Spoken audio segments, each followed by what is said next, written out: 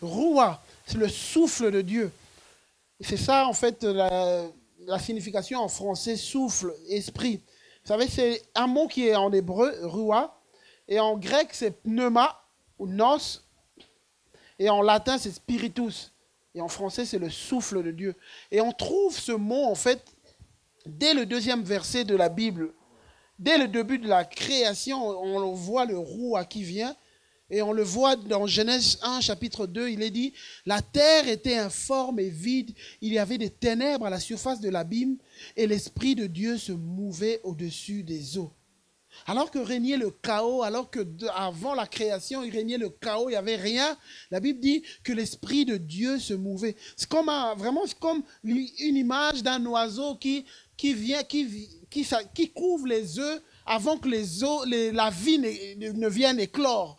Avant qu'il y ait éclosion de vie, l'oiseau reste sur les œufs pour qu'il y ait une vie qui sorte. Et de la même manière, c'est ça l'intention du cœur de Dieu. Chaque fois qu'il y a un chaos dans la vie de quelqu'un, chaque fois qu'il y a un chaos à un endroit, Dieu vient comme se mouvoir pour que avant que la vie ne vienne, avant que la vie n'éclose. Et de la même manière, Dieu veut faire cela dans la vie de chacun d'entre nous. Et on voit dans une histoire, moi ce matin, on va s'attarder sur une histoire. Une histoire dans Ézéchiel chapitre 37, à partir du verset 1, il est dit, « La main du Seigneur fut sur moi, il m'emmena par l'Esprit du Seigneur, il me déposa au milieu de la vallée, une vallée pleine d'ossements. Il me la fit parcourir parmi eux en tous sens. Or les ossements étaient très nombreux sur le sol de la vallée, ils étaient complètement desséchés. Il me dit, « Fils de l'homme, ces eaux vivront-ils » Je dis, Seigneur Yahvé, c'est toi qui le sais. Il me dit, prophétise sur ces ossements. Tu leur diras, ossements desséchés, écoutez la parole du Seigneur. Ainsi parle le Seigneur Yahvé à ces ossements. Voici, je vais faire entrer en vous l'esprit et vous vivrez. Je mettrai sur vous des nerfs, je ferai pousser sur vous de la chair, je tendrai sur vous de la peau, je vous donnerai un esprit et vous vivrez et vous saurez que je suis le Seigneur. Je prophétisais comme j'avais reçu l'ordre. Or, il se fit un bruit au moment où je prophétisais. Il y eut un frémissement, les eaux se rapprochèrent les uns des autres. Je regardais, ils étaient recouverts de nerfs. La chair avait poussé, la peau s'était tendue par-dessus, mais il n'y avait pas d'esprit en eux. L'esprit prophétise, et puis Dieu lui dit, prophétise à l'esprit, fils de l'homme. Tu diras à l'esprit, ainsi parle le Seigneur Yahvé, viens de 4 vents esprits, souffle sur ces morts et qu'ils vivent. Je prophétisais comme il m'en était donné l'ordre, et l'esprit vient en eux, ils reprirent vie et se mirent debout sur leurs pieds, grande et immense armée. Amen. Ici, en fait, c'est l'histoire qu'on lit dans Ézéchiel. Le contexte est que le peuple d'Israël est en déportation, ils sont à Babylone, environ 30 ans après la déportation. Donc, ils sont restés 30 ans d'exil en Babylone. Et après ces 30 ans, le prophète de Dieu reçoit un message de Dieu. Donc, voilà, c'est ce qui se passe. Il vit ce moment. Donc, pendant les 30 ans d'exil, il y a des gens peut-être qui sont morts et d'autres sont nés. En fait, pendant les 30 ans, ils ont un peu perdu espoir qu'un jour, ils puissent sortir de cette déportation. Et on voit même dans le verset 11, à un moment, ils disent que nos os sont desséchés, notre espérance est détruite, c'en est fait de nous. Ils sont à un endroit de désespoir, ils sont à un endroit de tristesse, un endroit où il n'y a plus d'espoir. Et à cet endroit, Ézéchiel reçoit cette relation avec Dieu, il y a quelque chose qui se passe. C'est Ézéchiel, en fait, il est le premier prophète de la déportation, quand Israël est en déportation, quand Israël a échoué, quand tout ce qu'ils avaient a échoué. Ézéchiel reçoit ça de Dieu. Et en fait, ce qu'il est en train de vivre, c'est un peu comme si Dieu voulait ramener l'espoir. Dieu voulait ramener l'espoir par son souffle de vie. Parce qu'en Dieu, il y a un souffle qui ramène. Et le peuple de Dieu était comme mort dans cet endroit, il n'y avait plus d'espoir. Et Dieu voulait comme ramener l'espoir. Et moi, en lisant ce texte, je découvre des étapes, en fait, à la manière dont Dieu ramène l'espoir. Et c'est ce qu'on va voir ce matin, 3 points. Changement de pensée et de confession. 2e point, changement d'atmosphère. Et 3e point, changement d'état de la mort à la vie. Roua. Le premier point, changement de la pensée et de confession. Il est dit, le prophète dit, il me la fit parcourir, donc la vallée, parmi eux dans tous les sens. Or, les eaux étaient nombreux. C'est comme si Dieu l'emmène à un endroit pour qu'il réalise l'état de la situation, que c'était la mort. Il est comme emmené dans un endroit des morts où il ne voyait que des morts, il n'y avait rien. Et lui, c'est sa première constatation, c'est que l'endroit était immense. C'est le voyage que Dieu le fait faire. Et des fois, c'est ce que nous, on remarque des fois dans nos vies. Les choses à faire, c'est tellement immense. Les choses qui ne vont pas, c'est tellement immense. Tel endroit, c'est tellement immense, ça ne va pas. Les choses mortes dans nos vies, c'est tellement immense. Comment est-ce qu'on va s'en sortir? C'est tellement immense. Qu'est-ce qu'on va faire? Il y a les ossements desséchés. Des fois, ça peut représenter ta foi qui a subi des échecs. Tu as eu foi par rapport à quelque chose et puis il y a eu échec. Ta foi est comme desséchée. Et il semble que c'est immense pour que ça change. Les choses semblent immenses. C'est là une fois, les ossements desséchés. Chacun d'entre nous, on se trouve des fois dans des endroits d'ossements desséchés. Ossements desséchés, c'est ta vie de prière. Que tu n'arrives plus, tu n'arrives plus, tu veux, mais tu n'arrives plus, ça semble immense pour toi. Tu n'arrives plus. Les ossements desséchés peuvent être les relations dans la famille, des relations qui se brisent, des relations brisées. Ça peut représenter des ossements desséchés, des choses qui sont mortes. Des ossements desséchés, ça peut représenter tellement de choses dans nos vies où il y a eu des échecs. Des choses où il semble qu'il n'y a plus rien qui sort. Il semble que j'arrive, j'essaye, mais je n'y arrive plus, j'arrive plus. Ça semble desséché. Et là, on découvre notre ruine, on découvre ce qui ne va pas, on découvre que les choses ne vont pas. C'est ce que Ézéchiel est en train de vivre. Il découvre les choses qui ne vont pas, ça ne va pas. Et peut-être que tu es ici, dans cet endroit, et tu dis, telle chose, ça ne va pas, telle autre, ça ne va pas. Franchement, je viens à l'église, je prie, mais ça ne va pas, il y a telle chose qui ne va pas. Tu te trouves dans cet endroit, et j'aimerais te dire ce matin, toi qui es ici, et à chaque fois que tu découvres la ruine, sache qu'il y a un Dieu à côté de toi. Sache, de la même manière que Dieu était à côté du prophète Ézéchiel, sache qu'il y a un Dieu à côté de toi. J'aime bien dans Ésaïe, chapitre 57, verset 11 et 15, il est dit ceci, « Car ainsi parle Dieu très haut, dont la demeure est éternelle, et dont le nom est saint, le Dieu qui est au-dessus de tout.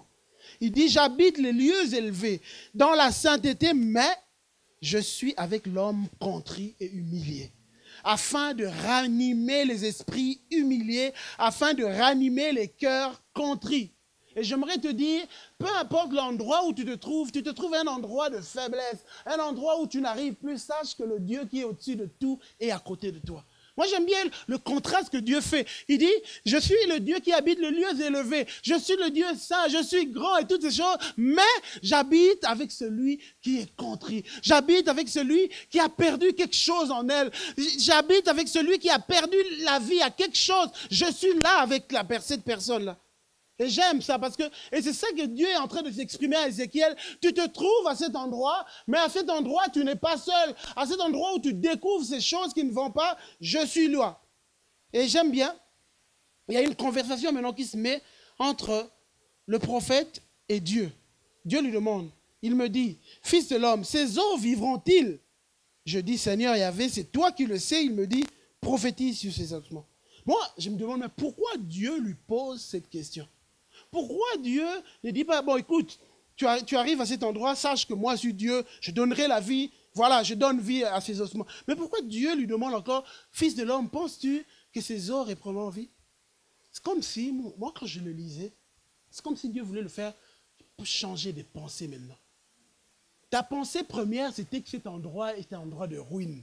Ta pensée première, c'est un endroit d'échec. Ta pensée première, c'est, il n'y a rien ici. Mais non, Dieu veut introduire quelque chose. Penses-tu que ces eaux peuvent revivre, mon fils de l'homme? Est-ce que tu penses que c'est possible? Et ce matin, Dieu veut introduire un peu d'espoir dans l'endroit où tu te trouves. Penses-tu que c'est possible? Quand tu dis, voilà, il y a ceci qui ne va pas dans ma vie, mais penses-tu que c'est possible que ça change? C'est la question que Dieu te pose. Penses-tu que c'est possible? Penses-tu que c'est possible qu'il y a quelque chose qui est une... C'est comme si Dieu voulait créer juste une lueur d'espoir, même pas grand, juste une petite foi, juste mettre quelque chose. Parce que peut-être que lui, il était sûr. Et des fois, on est sûr que ça ne va pas. On est sûr, absolument sûr. Mais Dieu, je veux juste mettre un petit doute par rapport au fait qu'on est sûr que ça ne va pas. Est-ce que c'est possible que les choses changent? Et vous savez, moi en plus, je lisais ça avant que Dieu déverse son esprit pour donner la vie. C'est comme s'il voulait d'abord changer la pensée de son enfant. Et ce matin, j'aimerais vraiment dire à quelqu'un ici ce matin, Dieu veut changer tes pensées. Ça commence avec tes pensées. Dieu veut passer, Dieu veut agir, il veut répandre son esprit, il veut répandre la vie, mais il faut d'abord que nos pensées changent. Qu'on passe d'une pensée à une autre. Dieu veut changer ta pensée, introduire de l'espoir. La vie, moi je crois que, vous savez, la vie, elle n'est pas toujours facile. Vous êtes d'accord avec moi? La vie, elle n'est pas toujours facile. Les choses ne se passent pas toujours comme on veut dans la vie. Ça, tout le monde, je pense qu'il n'y a pas d'exception ici, tout le monde le sait. Que les choses ne se passent pas toujours comme on veut. Ça, même quand on est chrétien, même quand on est fidèle, les choses ne se passent pas toujours comme on veut. La vie, ce n'est pas toujours facile. Mais, peu importe ce qu'on traverse, peu importe ce qu'on vit, Dieu veut que tu veilles sur ce qui se passe dans ta tête, tes pensées. Peu importe les situations que tu traverses, peu importe les choses qui arrivent, Dieu dit non, non, non, veille sur ce qui se passe dans tes pensées.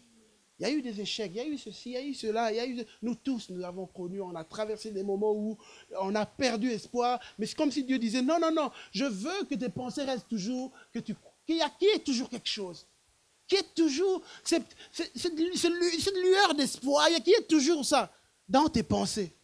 Je veux que tu veilles toujours ça. Peu importe ce que tu traverseras, parce que tout commence dans les pensées. Tout commence dans les pensées. C'est ce qui se passe. C'est ce que tu entretiens. Il y a un philosophe grec qui a écrit ceci.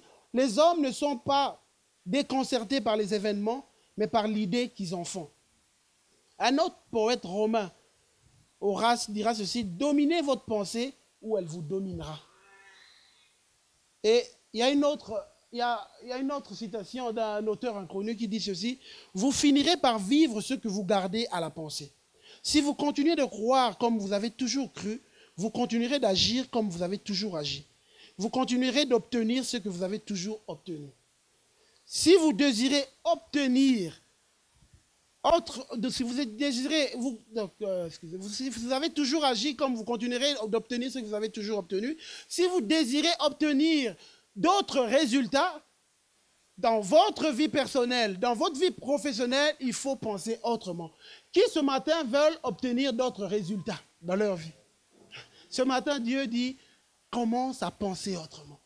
Commence à penser autrement. Laisse Dieu changer tes pensées. Viens dans la parole de Dieu. Laisse Dieu changer tes pensées. Laisse Dieu, peu importe ce que tu vois, il faut que tes pensées changent. La réalité était que les ossements sont là. C'était ça la réalité du prophète. C'était ça sa réalité. Mais Dieu dit non. Malgré cette réalité, moi je vais introduire quelque chose dans tes pensées. Que tu commences à penser autrement. Est-ce que c'est possible que moi je fasse quelque chose? Est-ce que c'est possible? La réalité, elle est là. C'est ça ma réalité. On nie pas cette réalité, elle est là, c'est ça la réalité, on en est conscient. Parce que c'est ça que Dieu a amené le prophète, il lui a fait d'abord considérer ce qu'il y a. Nous ne sommes pas, les chrétiens ne sont pas des gens qui nient la réalité. On nie pas la réalité, on sait qu'il y a ceci, il y a tel problème, il y a cela, mais en même temps, au milieu de ça, on veut introduire dans nos pensées ce qui vient de Dieu. Un autre philosophe il dit ceci, tout ce qu'un individu accomplit, tout ce qu'il n'arrive pas à accomplir représente le résultat direct de sa propre manière de penser. Changer sa pensée signifie de ne pas ignorer, comme je l'ai dit, mais c'est introduire Dieu dans le problème. Introduire Dieu. Et j'aime bien parce que le prophète, quand Dieu lui demande, penses-tu que c'est possible? Penses-tu, est-ce que ces eaux peuvent revivre? Le prophète dit, tu le sais, Seigneur. Il a peur de s'avancer.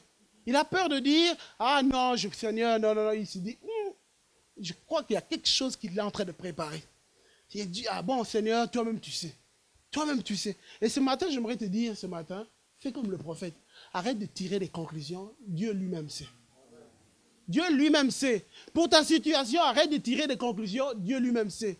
Pour ce que tu vis, arrête de tirer des conclusions. Dieu lui-même sait. Arrête de dire, ah non, je pense que ça n'ira jamais. Je pense qu'il y aura ceci, je pense que ça... Non, Dieu, toi-même, tu sais. Toi-même, tu sais. Toi-même, tu sais, Dieu. Et alors, maintenant, Dieu lui dit, écoute, prophétise maintenant. prophétise. Je dis, Seigneur Yahvé, c'est toi qui le sais. Il me dit, prophétise sur ces ossements. Tu leur diras, ossements desséchés, écoutez la parole du Seigneur. Ainsi parle le Seigneur Yahvé à ces ossements. Voici que je vais faire entrer en vous l'esprit et vous vivrez. Je mettrai sur vous des nerfs. Je ferai pousser sur vous de la chair. Je tendrai sur vous de la peau. Je vous donnerai un esprit et vous vivrez. Vous savez, quand vous lisez ça, c'est ce que Dieu a l'intention de faire. Hein? Mais moi, je ne comprends pas. Pourquoi Dieu qui a l'intention de faire ça, pourquoi lui-même ne le dit pas? Parce qu'il dit, voici, dis ceci, je ferai ceci, je ferai ceci. Il dit tout ce qu'il va faire. Mais il dit au Fils de l'homme, non, toi prophétise. Mais pourquoi Dieu lui-même ne dit, écoute, voici ce que je vais faire, pas, et puis il le fait. Mais il dit, mais avant de le faire, il dit, voilà, Fils de l'homme, prophétise-le. Pourquoi? Moi, je me suis dit, mais pourquoi? Ça, ce sont les intentions de Dieu. Mais moi, pendant que je priais ce matin, c'est comme je comprenais que pour que Dieu agisse, il a besoin de toi que tu lui permettes d'agir. Pour que Dieu agisse dans ta famille, il a besoin de toi que tu lui donnes accès pour agir. Et Dieu, c'est comme si Dieu, en créant l'homme, il s'était rendu un peu par rapport à son action dans la vie des hommes, il s'est rendu un peu dépendant de ce que l'homme veut. Parce que si toi, tu ne veux pas que Dieu agisse, il n'agira pas. Et même si tu veux, il faut que tu lui permettes. Il faut que tu lui permettes. Et Dieu dit, voilà, moi j'ai l'intention, je vais faire ceci, je le sais. Mais Fils de l'homme, il faut que toi tu le prophétises. Il faut que toi tu le dises. Donc ça veut dire qu'il faut que toi tu adhères à ça et que tu le proclames. Et si dès que toi tu le proclames, tu ouvres accès à l'action de Dieu. Tu ouvres action à l'action. Vous savez, vous ne pouvez pas imaginer comment Dieu, en créant l'homme, a fait de l'homme libre. A fait de l'homme. Et c'est pour ça, une fois, je le disais même par rapport à l'ennemi. L'ennemi ne peut pas faire des choses si vous ne l'ouvrez pas la porte. Vous ne faites pas accès à l'ennemi. Il faut faire accès. Et de la même manière, pour que Dieu agisse, il faut que j'accepte. Je veux que tu agisses. Et de la même manière, j'aimerais dire à celui, si tu n'as pas encore expérimenté une relation avec Dieu, pour que Dieu agisse dans ta vie, il faut que tu lui ouvres la porte. Voilà pourquoi dans la Bible, Dieu lui-même dit, je frappe à la porte. Si quelqu'un entend ma voix, qu'il ouvre. Moi, je ne force pas la porte, mais je frappe à la porte. Et ce matin, Dieu est en train de frapper à la porte de ton cœur. Ouvre. Si tu m'ouvres, j'entrerai. Je dînerai avec toi. Il y a des choses que j'ai prévu de faire, je le ferai, mais si toi, tu m'ouvres. Si tu ne m'ouvres pas, je n'entrerai pas. Mais si tu m'ouvres, moi, je le ferai. Il y a une part. Est-ce que tu veux ouvrir à Dieu? Est-ce que tu veux donner accès à Dieu? Est-ce que tu veux donner accès? Dieu lui dit non, voilà. Et moi, j'aime bien parce que quand je lis, c'est là, waouh! Dieu a des bonnes intentions pour ses enfants. Il a des bonnes intentions. Dieu commence à dire, je ferai ceci, je vais faire cela. Il commence à citer tout ce qu'il va faire. Au milieu du chaos, chaque fois qu'il y a un chaos dans la vie de chacun, il faut que tu saches qu'il y a un Dieu qui a aussi des intentions de donner vie. Chaque fois qu'il y a une crise qu'un enfant de Dieu vit, il y a un Dieu dans le ciel qui a des intentions de donner la vie. Il a des intentions. C'est ce qu'il est en train de dire au prophète. J'ai des intentions. Mais est-ce que toi, tu veux le prophétiser? Vous savez, ces jours-là, si le prophète avait dit non, non, non, moi je ne crois pas que c'est possible, je ne prophétiserai pas, rien n'allait se passer. Rien n'allait se passer.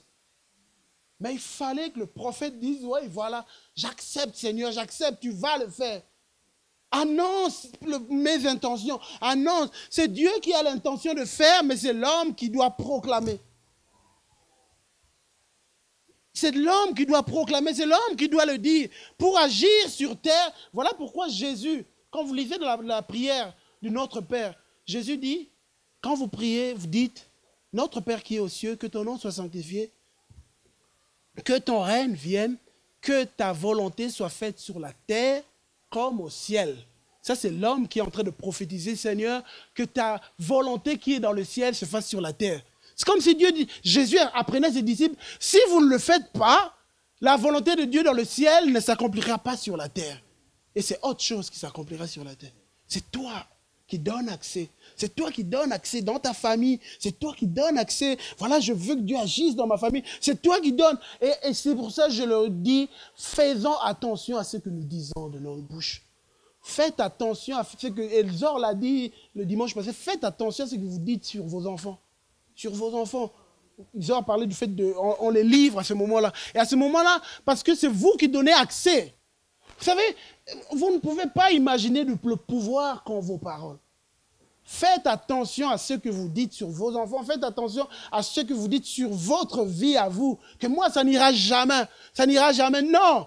Non, non, non. Faites attention. Faites attention à ce que vous dites sur vos vies, les gens autour de vous. Faites attention à tout ce qui sort de votre bouche. Parce que ce qu'on dit, c'est ça qui donne, ça a un pouvoir créatrice. Nos paroles. Proverbe chapitre 18 dit ceci, verset 21. La mort et la vie sont au pouvoir de la langue. Quiconque l'aime en mangera le fruit. Quiconque l'aime, fais attention à ce que tu dis sur ta vie, sur ta situation, sur ta santé, sur ce que tu... Oh non, mais ça, oh non, vous savez, non, non. Des fois même quand tu penses quelque chose, tais-toi, tais-toi, ne le dis pas, tais-toi. Garde ça dans ton cœur, réfléchis, viens dans la parole de Dieu, étudie la parole de Dieu et que Dieu change tes pensées. Et quand Dieu changera tes pensées, alors là, tu peux parler. Mais quand tu as des pensées qui ne sont pas de Dieu, tais-toi, ne parle pas. Ne parle pas parce que tu es en train d'emmener des choses dans ta vie que Dieu ne veut pas qu'ils viennent dans ta vie. Tu es en train de faire des choses qui ne servent à rien. Et des fois, il faut apprendre des fois à se taire. Des fois, il faut apprendre à se taire. Même quand on pense que c'est ah non, ça n'ira jamais. Non, reste calme. Reste calme. Au lieu de dire, ah, mais ça n'ira jamais. Non, non, non, non. Reste calme. Même si tu penses ça, allez, viens dans la présence de Dieu. Dieu va changer tes pensées. Dieu va changer tes pensées. Il va changer tes pensées. Avant que Dieu réponde sa vie, qu'il réponde le miracle, il voulait qu'il y ait un changement des pensées, changement de discours. Et j'aime bien, moi, l'apôtre Paul, en écrivant aux Corinthiens, leur dira, dans le chapitre 2, il dira ceci, mais comme il est écrit, ce sont des choses que l'œil n'a point vues, que l'oreille n'a point entendues, et qui ne sont point montées au cœur de l'homme, des choses que Dieu a préparées pour ceux qui l'aiment.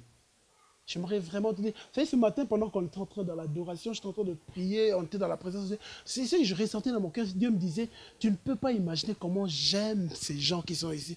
Je les aime. Je les aime, je les chéris. Et j'aimerais vraiment te dire, mon frère, ma soeur, Dieu t'aime. Dieu t'aime, il est passionné de toi, il t'aime. Il t'aime de tout son cœur. Tu ne peux pas, si tu pouvais réaliser la passion qu'il a pour toi, je pense que tu t'abandonnerais de plus en plus. Il t'aime. Tu as du prix à ses yeux.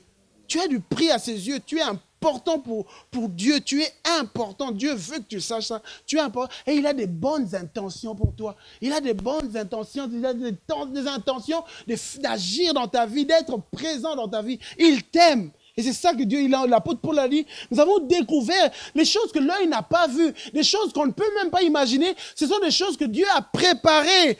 Pour ceux qui l'aiment, de ceux qui ont compris que Dieu les aimait, en retour, ils ont donné à Dieu leur amour. Et Dieu nous les a révélés par l'Esprit. Car l'Esprit sonde tout, même les profondeurs de Dieu. Donc c'est comme si, tout à l'heure je disais que Dieu voulait changer les pensées du prophète. Moi, je crois que c'est pour ça, dans l'église, on incite les gens à apprendre à prier, à venir dans la prière. Parce que la prière nous fait découvrir le cœur de Dieu, les intentions du cœur de Dieu. Même quand moi je vis, je vois des ossements desséchés, mais quand je viens dans la prière, je découvre le cœur de Dieu. Toutes les intentions que Dieu a pour moi, ça me permet de voir le dessus sur mes ossements desséchés. Et c'est ça que l'apôtre Paul est en train de dire, que Dieu nous le révèle par l'Esprit. Il nous révèle son cœur, il nous le révèle. L'Esprit sonde tout, même les profondeurs de Dieu, lesquels des hommes, en effet, connaît les choses de l'homme, si ce n'est l'Esprit de l'homme qui est en lui. De même, personne ne connaît les choses de Dieu, si ce n'est l'Esprit de Dieu. L'Esprit de Dieu connaît ce qui se passe dans le cœur de Dieu, il connaît. Or, nous n'avons pas reçu l'Esprit du monde, mais l'Esprit qui vient de Dieu, afin que nous connaissions les choses que Dieu nous a données par sa grâce. Il y a des choses que Dieu t'a données. Il y a des choses que Dieu a en réserve. Et j'aime bien, l'apôtre Paul continue. Et quand donc nous avons compris ces choses, maintenant nous en parlons, non avec le langage humain, avec la manière de critiquer tout le temps, mais nous en parlons avec le langage spirituel. Nous en parlons, changeons notre discours, changeons notre manière de parler. Deuxième point, changement d'atmosphère. Le prophète maintenant se met à prophétiser. Il dit, je prophétisais comme je n'avais reçu l'ordre. Or, il se fit un bruit au moment où je prophétisais. Il eut un frémissement, les os se rapprochèrent les uns des autres. Je regardais, ils étaient recouverts de nerfs, la chair avait poussé et la peau s'était tendue par-dessus. Mais il n'y avait pas d'esprit en eux. Une personne qui change ses pensées, qui change son discours, arrive à changer l'atmosphère. Là où il y avait l'atmosphère de mort, là où il y avait une atmosphère de silence, vous savez, là où il y a la mort, il y a le silence, il commence à se faire un bruit maintenant. Un bruit qui annonce la pluie. Un bruit qui annonce la vie. Un bruit qui annonce la vie. Vous savez, quand on voit le contraste en fait dans la vie, là où il y a la mort, c'est le silence. Mais là où il y a la naissance, quand on va, l'accouchement d'un enfant, dès que l'enfant sort avec de bruit. On sent, donc il y a un bruit qui annonce la vie.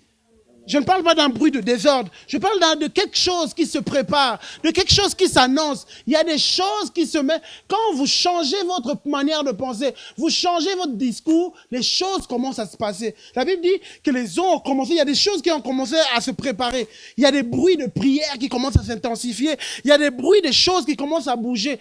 Une personne qui change sa pensée, qui change son discours, les choses commencent à se passer dans sa vie. Dans la famille, les choses commencent à se passer. C'est pas encore ce que tu veux, mais les choses commencent à se passer.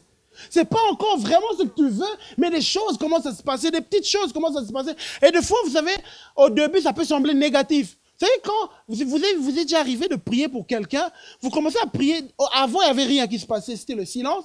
Et puis, vous commencez à prier pour la personne, cette personne devient méchante, elle devient... rassurez-vous, ce sont des choses qui commencent à se passer. Ce sont des choses qui commencent à se passer. Il y a des choses qui se passent. Il y a des choses qui se passent parce que cette personne est en train de réaliser qui est Dieu, ce qu'il peut. Il y a des choses qui commencent à se faire. Au début, ça peut sembler négatif quand vous voyez. Faites confiance en Dieu. Dieu est en train de rapprocher les eaux. Dieu est en train de rapprocher les eaux. Il est en train de mettre la chair. J'essaie un peu d'imaginer quand le prophète voyait ça. Ça ne devait pas être beau à voir. Ça ne devait pas être beau à voir les os qui se rapprochent et puis la chair qui commence à... Ça ne devait pas être forcément beau à voir. Ça ne devait pas être vraiment génial, mais c'était des choses qui se passaient pour amener à la vie. Amen. Et j'aimerais vraiment dire que des fois, il y a des choses qui peuvent se passer au début, quand Dieu commence à agir. Ce n'est pas vraiment ce que vous voulez, mais faites confiance en Dieu. Il est à l'œuvre. Il a commencé. La vie est en route. La vie est en route. Toi, tant que ta pensée a changé, ton discours a changé, la vie est en route. La vie est en route. De la même manière que je me rappelle dans la Bible, Dieu disait, dans 2 Samuel, il dira, quand tu entendras un bruit de pas dans les cimes de mûrier, alors hâte-toi, car c'est l'Éternel qui marche devant toi pour battre l'armée des Philistins. Quand tu entendras un bruit, de la même manière, Dieu te dit, spirituellement, il y a un bruit. Regarde, ouvre tes yeux. Dès l'instant où tu changes tes pensées, tu commences à prophétiser, à dire des bonnes choses par rapport à ta vie. Il y a des choses qui se passent. Fais confiance. Je suis en route. J'arrive. La vie arrive. La vie arrive. Il y a un rapprochement dans les relations. Dieu crée des relations. Il y a des choses qui se passent. Parce que Dieu est en train de faire quelque chose. Dans les couples, là où il y avait des divisions, et puis Dieu fait des rapprochements, les couples, on commence à se rapprocher, il y a quelque chose qui commence à se passer, Dieu est en train de mettre les choses en route. Amen. Il faut être juste attentif. Les choses commencent à prendre de la consistance. Parce que quand les os se rapprochaient, la chair commence à sortir, les choses commencent à prendre la consistance dans ta vie, les choses commencent à se mettre. Vous savez, moi je veux vraiment que chacun sache, chaque fois, Dieu, avant d'agir, il y a toujours une préparation. Ça, c'est sa manière. Lisez dans la Bible, prenez la Bible, lisez la Bible de Genèse à l'Apocalypse. Vous allez voir dans la vie de ses enfants, Dieu, chaque fois avant de se révéler, de faire quelque chose, il y a toujours une préparation. Moi, j'aime Dieu parce que c'est un Dieu de préparation. Il prépare toujours ses enfants. Il prépare toujours le cœur de ses enfants. Il prépare les choses avant de les manifester. Il les prépare. Il les prépare. Et c'est ça la préparation quand les choses commencent à se mettre. Et c'est ça qui s'est passé même avant la Pentecôte. Les disciples, on les voit, ils se mettent ensemble, ils remplacent Judas, et puis ils vont dans la chambre haute, ils se mettent à prier. Il y a un bruit qui se fait entendre, un bruit de prière. Des chrétiens se mettent ensemble dans la chambre haute, et puis paf, c'est la Pentecôte. La Pentecôte qui vient. Il y a une préparation. On en parlera dimanche prochain, la Pentecôte. Troisième point, changement d'état de la mort à la vie. Il me dit, prophétise à l'esprit, prophétise, fils de l'homme. Tu diras à l'esprit, ainsi parle le Seigneur Yahvé, viens de 4 vents esprits, souffle sur ces morts et qu'ils vivent. Je prophétisais comme il m'en avait donné l'ordre, et l'esprit vient en eux, ils reprirent vie, se mirent debout sur leurs pieds, grande et immense armée. Et j'aime bien, Dieu ne dit pas, je vais envoyer l'esprit, mais il dit, fils de l'homme, prophétise, parle à l'esprit. Et moi, ce matin, pendant que je préparais ça, Dieu me disait, qu'est-ce que ça veut dire ça? Ça veut dire, désir, pourquoi, c'est pas moi qui lui ai dit au prophète, j'envoie l'esprit, mais je lui dis, prophétise sur l'esprit. Ça veut dire que Dieu veut que nous puissions désirer les choses de l'esprit. Que ça vienne de nous, le désir. Que ça vienne de nous, une décision de nous. Je veux être le souffle de l'esprit dans ma vie. Je veux être rempli de l'esprit. Une décision. Et tant qu'il n'y aura pas une décision que je veux cela, il n'y aura rien. Moi, je me rappelle, vous savez, quand moi j'ai été baptisé dans l'esprit, je suis allé à l'église un dimanche matin, comme ici, j'étais en train, il y a plus de 20 ans, j'étais en train de suivre un culte, et puis on a prêché dans la prédication, je dirais que le prédicateur a prophétisé dans ma vie, ça a créé une soif dans ma vie. Après la prédication, la soif était telle que j'avais envie de vivre le baptême de l'esprit. Je me suis levé et il y avait une soif. Seigneur, baptise-moi, baptise-moi.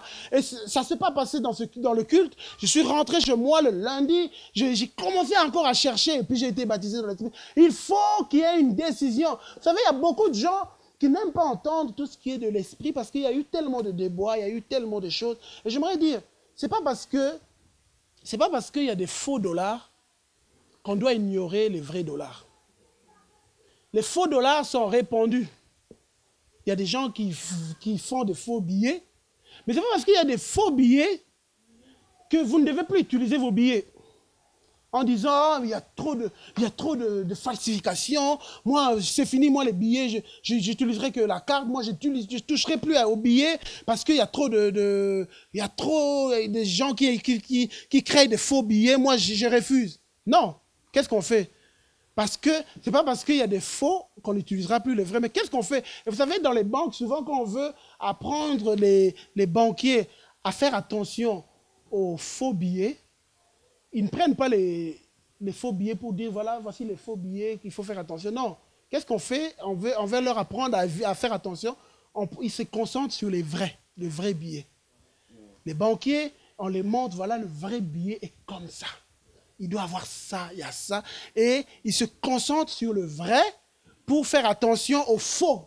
Et de la même manière, Dieu te dit que ne rejette pas tout ce qui est de l'esprit parce qu'il y a eu des fausses choses, il y a eu des choses. Concentre-toi sur le vrai. Le vrai dans sa parole. Cherche le vrai. Concentre-toi sur le vrai. Comment est le vrai? Et quand tu te concentres sur le vrai, tu sauras reconnaître les faux. Quand les faux, ça va venir, tu sauras repousser les faux. Mais si toi, tu repousses tout, tu repousseras le vrai et tu perdras la vie parce que c'est l'esprit qui donne la vie. Il faut faire attention, il faut faire attention. Et voilà pourquoi Dieu dit non, toi, c'est à toi de prophétiser. Prophétise, cherche cela, cherche le baptême de l'esprit, cherche la plénitude de l'esprit. Concentre-toi sur le vrai et désire le souffle de l'esprit et Dieu va envoyer son souffle. Dieu va envoyer son souffle. Parce que vous savez, vous ne pouvez pas imaginer ce que Dieu est capable de faire au travers de son esprit. Éphésiens chapitre 3, il est dit ceci, Dieu peut faire par la puissance qui agit en nous infiniment au-delà de tout ce que nous demandons ou pensons. Par son esprit. Par son esprit. Alors mon message arrive à la fin pour conclure. J'aimerais finir avec ce passage avec lequel on a commencé. Vraiment, je bénis Dieu, comment Dieu a conduit les choses. Et Carlos, en introduisant, a parlé de ce passage. En fait, c'est un homme qui s'appelle Job, qui dans sa vie, est en plein... Il est dans une vallée d'ossements. Sa vie est écroulée. Il est en train de vivre des problèmes. Il y a tellement de choses qui sont passées. Ses enfants sont morts. Il est lui-même malade. Il est dans une vallée d'ossements. C'est la ruine. C'est la ruine totale. Et puis, il y a là, dans cet endroit, il y a des amis qui viennent lui dire tellement de choses, il y a des conclusions. Et c'est ce que j'étais en train de dire tout à l'heure. Ce ne sont pas les hommes qui doivent faire des conclusions, c'est Dieu lui-même. Et des hommes qui sont venus dire des choses sur sa vie, si tu vis ça, c'est parce qu'il y a ça, il y a ça. Non, non, non, les conclusions, c'est Dieu lui-même. Ce n'est pas nous, ce n'est pas aussi les gens qui nous entourent, c'est Dieu. C'est Dieu qui donne les conclusions. Parce que je ne dirais pas, je ne veux pas tenir compte de ceci ou cela, je veux tenir compte de ce que lui dit. Et puis, il y a un moment, il y a un homme qui se lève, Elihu. Et voici ce qu'il va dire. Un jeune, il était le plus jeune, alors que là, Job est dans cet endroit, la vallée d'Osmol, les hommes plus âgés en parlaient. Et lui, le plus jeune, il dira ceci. Elihu, fils de Barakel, originaire de Buz, prit la parole et dit, « Je suis jeune, et vous êtes des vieillards, vous êtes plus âgés que moi. Vous êtes plus âgés que moi. Voilà pourquoi j'étais intimidé et j'avais peur de vous exprimer mon opinion. J'étais parmi des gens mûrs. Moi, j'avais peur d'exprimer mon opinion. Je me disais, l'expérience parlerait. Le grand nombre d'années fera connaître la sagesse. Mais en réalité, dans l'homme, c'est l'esprit, le souffle du Tout-Puissant qui donne la capacité de comprendre. J'aime ça. C'est le souffle de Dieu qui permet de comprendre pourquoi nous sommes dans cette vallée. C'est le souffle de Dieu qui permet de comprendre. C'est le souffle de Dieu. Mais en réalité, dans l'homme, c'est l'esprit, le souffle du Tout-Puissant qui donne la capacité de comprendre. Ce n'est pas le grand nombre d'années. Et ici, on n'est pas en train de dénigrer le fait d'avoir beaucoup nombre d'années. On n'est pas en train de mépriser le nombre d'années. Nous honorons le nombre d'années. Mais en même temps, nous savons que ce n'est pas le nombre d'années qui fait la différence. C'est le souffle de Dieu qui fait la différence. Nous respectons, nous honorons les personnes âgées avec beaucoup de respect. Mais nous savons que ce n'est pas ça qui fait la différence. C'est le souffle de Dieu. Aujourd'hui, moi, j'ai 43 ans. Dans 20 ans, j'en aurai 63. Ce n'est pas les âges. Quand j'aurai 63 ans, ce n'est pas mon âge qui fera la différence. C'est le souffle de Dieu dans ma vie qui fera la différence. Donc, quand j'aurai 70 ans, je dois chercher le souffle de Dieu dans ma vie. Quand j'aurai 80 ans, je dois chercher le souffle de Dieu parce que ce n'est pas les années qui font la différence. C'est le souffle de Dieu dans notre vie qui fera la différence. C'est le souffle de Dieu. Le souffle de Dieu, ce n'est pas le grand nombre d'années qui procure la sagesse. Ce n'est pas la vieillesse qui permet de discerner ce qui est juste. Et plus loin, dans le chapitre 32, « Maintenant donc, Job, écoute mes propos. Prête l'oreille à toutes mes paroles. J'ai ouvert la bouche, les mots se bousculent dans mon palais. C'est un cœur droit qui inspirera mes paroles. C'est un savoir pur que mes lèvres exprimeront. L'Esprit de Dieu m'a créé, le souffle du Dieu Tout-Puissant m'anime. » Amen.